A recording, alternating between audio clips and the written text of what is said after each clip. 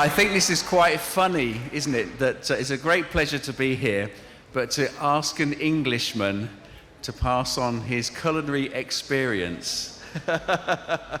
Yes, I'm here. I'm not known for my culinary experience, and having just sat next to my colleague, Dr. June, there, talking about my time in Indonesia and eating very nice Indonesian food, and the Indonesian chef who's here as well today, I really am in honoured company, and I shouldn't be really talking about food.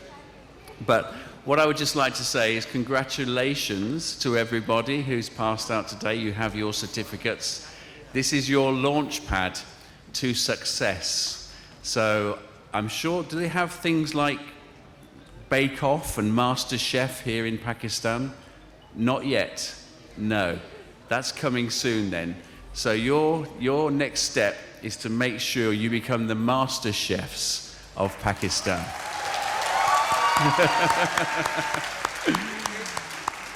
So with that, I have to depart soon, unfortunately, because I have a number of meetings this afternoon, but I would like to wish you all the very best, good luck, and I hope I get the opportunity to sample some of your delicious food in my time here.